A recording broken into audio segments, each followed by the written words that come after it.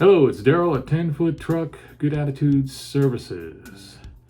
I'm in the office today, and I was just I'm doing some estimates for jobs and getting some phone calls for moving jobs. Since it is the end of the month, I tend to get more calls about moving because people tend to move around the end of the month or the beginning of the month. So I'm getting most of those calls, and I have a different way of estimating those because in moving, mostly requires hourly type estimates as opposed to flat rates. It's very rare that I do flat rates, or you don't do volume. Moving doesn't, I've never done moving with volume. Maybe in the old days the movers did more volume weight, but now it's mostly per hour, so I have to figure that out. So I've been doing that, and that's kind of what I've been doing today, plus kind of editing videos, looking over some of the YouTube videos, thinking about some new subjects. And I was just walking around the house, and what gave me the idea to do this next video is looking at all the stuff in the house I have here, and everything, including the artwork and furniture and everything, comes from junk removal jobs or moving jobs. So not just junk removal, but also moving jobs.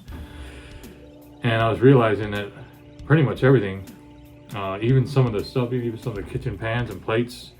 In fact, I had a whole china set, all the plates, cups, even spices, cutlery, spatulas, and things that put spatulas in, all kinds of kitchenware, all the living room furniture, the chairs, the sofa, the nightstand, the bed, even the mattress. I got that. What else? The washer dryer, the appliances. I was offered a refrigerator, but it just didn't fit, so I could have had a refrigerator, so I had to keep the old one. And then I was also offered a stove, but it just happened to be a gas stove, and I need an electric stove. But I'm assuming someday I'm going to get and I've had got electric stove. I should have taken that one, and because this one's starting to act up. But it seems to me like, if you're going to do this type of work, whether it's part-time, full-time, as a side hustle, you're going to start getting stuff, really good stuff too. And I thought about how much I save, money, and even though that stuff doesn't equate to a dollar value, what it does equate to is saving money on the back end. I mean, of having to, like, if you furnish your entire house and appliances and everything, I mean, if you think about the cost of, a sofa, I looked at the one I just got recently, they're fairly expensive. I also have one that's antique that I was given, and I can't really put a price on that one, but I think it was upholstered, so it's just a very nice frame, so, and it looks nice, so you can't really put a price on that, but you can put a price on a normal couch, like at least $600, sometimes a little less, depending on where you get it. Appliances are very expensive. I mean, the washer and dryer unit, talking a couple $1,000s. Refrigerator, all these things, all the stuff I use in the kitchen, if you talk about plates and different things for cooking and pans and all that, it just ends up in the thousands of dollars of stuff you would have to spend. Oh, here's another thing. What about my tools? Most of my tools, my saws, most of my tools I've gotten off of junk jobs, including outdoor garden tools, brooms, garbage cans. What else I just saw? Oh, these vacuums. I can't see them, but 2 brand new vacuums. Well, not new, but I mean, they're fairly nice vacuums. I have a steam cleaner that I steam clean the house that really works really nice. I got that free. So cleaning type of devices like vacuums and steam cleaners and carpet cleaners. I think I came across one of those. There's so much stuff that I really can't keep everything, but there's a lot of stuff outside that I have to sort through that I could probably keep, some barbecues and things, but I might not need them. Also, an outdoor furniture. I got so much outdoor furniture for free. It's absolutely ridiculous. I just can't keep it all. So a lot of times if I can't sell it, it's got to go. So, and I'm thinking about over the years, and it's not just with junk removal. It's with when I first was moving, even without a truck, doing moving labor. I can remember some incidents of moving where I was doing the moving labor, loading a U-Haul truck and unloading a U-Haul truck, where the customer is moving out of state and saying, "You can have this whole." I remember one specifically. The guy said, "You know what? I'm leaving. I don't need this. I got to get out of here, as soon as possible. I don't have time to really take this stuff." It was an entire garage full of automotive tools, like the Craftsman type sets, the wrenches, he had a whole bunch of really nice landscaping tools, mowers, and all that stuff. At the time, he's like, if you have a truck, take it all, it's yours. I didn't have a truck. I was driving a little small Kia at the time. I was just, doing just the labor moving, with the dolly and just loading it, lumping.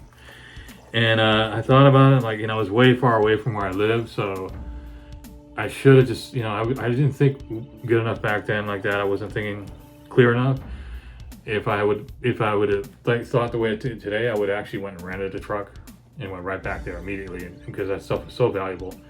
I've had entire storage units. I think I've talked about this in other videos, where when I was doing pickup delivery for a furniture store, I would deliver some stuff for people, and then they would have me move maybe on another occasion, and like storage stuff, and they would get to the point where they're just giving me the entire storage unit, because they were scaling down to an apartment from a house, and they were like, what am I going to do, keep paying this storage? It's just going to devalue to the point of being a burden, like you're having to pay this storage.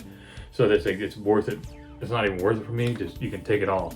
Now at that time, back then, when I was doing moving, mostly pick up and delivery from furniture stores and small moves, I didn't know anything about junk removal. A friend of mine, he did junk removal when I first met him, but I never really asked him about how to price it. I know he did it, and I wasn't really interested at the time until later on, and so I didn't really get the details from how he did it. So I didn't know anything about junk removal as far as how the pricing goes. So I was just like, when people said you can have this whole storage unit, I didn't even, oh, what was that? That sounds like shooting. Huh.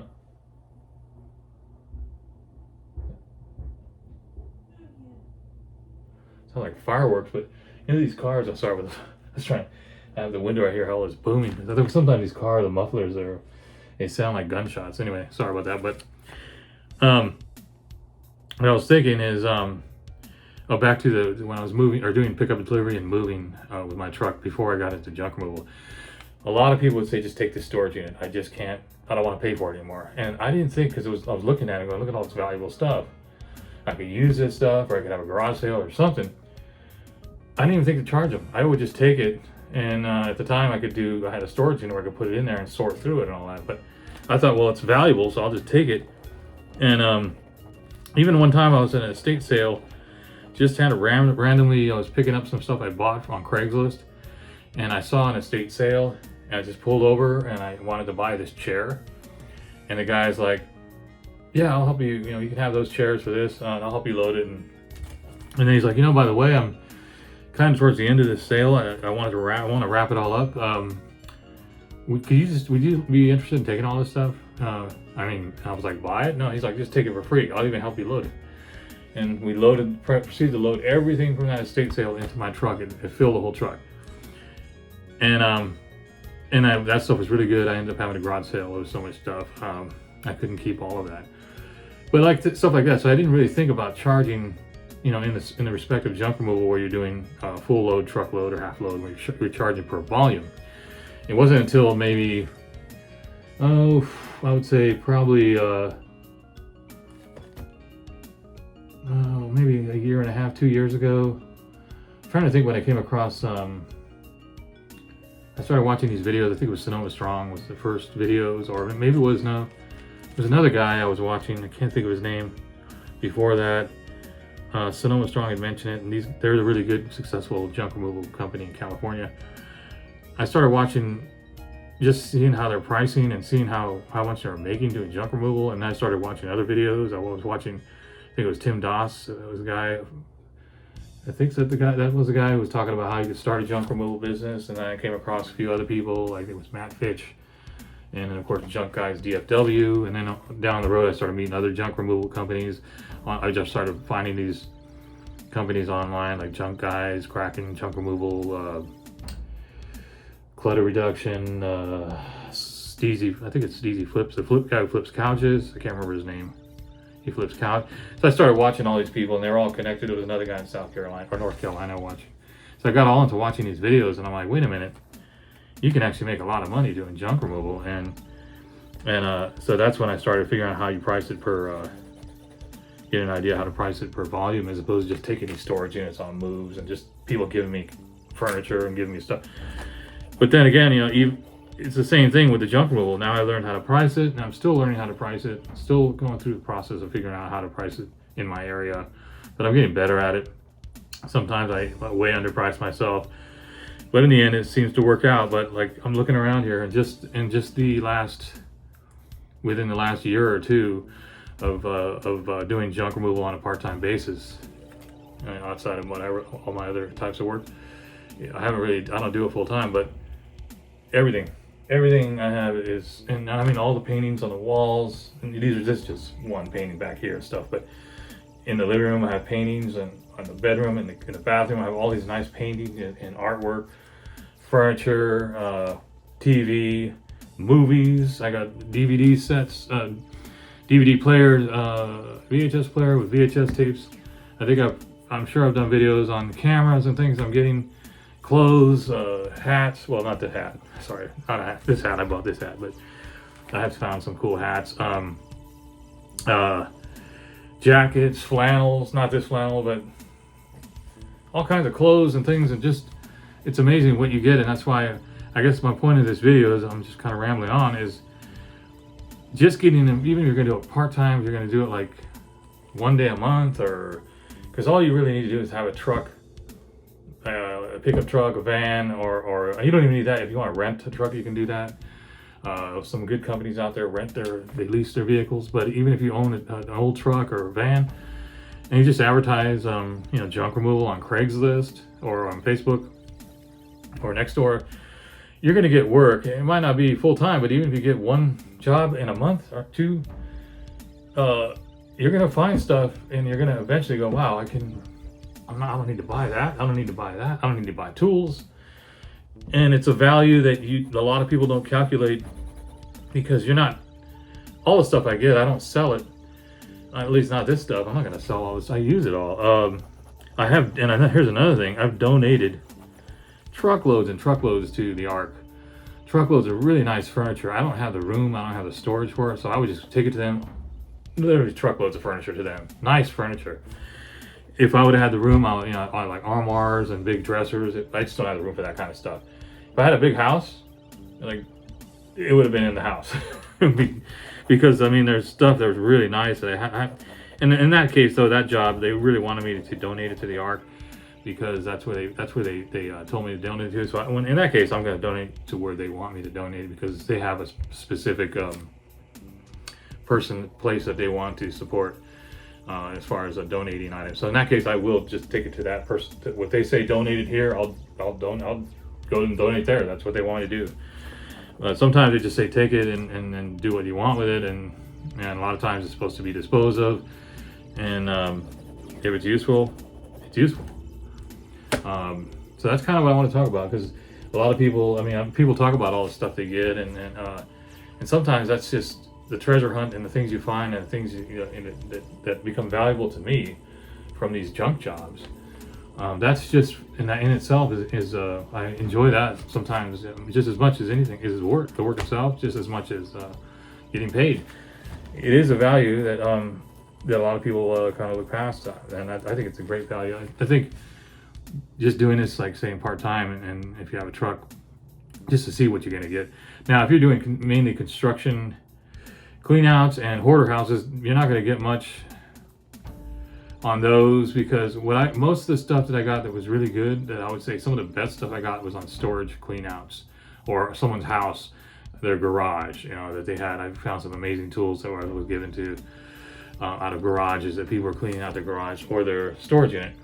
Now, of course, I do construction cleanup too. In that case, you might get some lumber that's cool, but for the most part, it's just going to be stuff you got to throw out, because it's been chopped up. It's pretty much trash.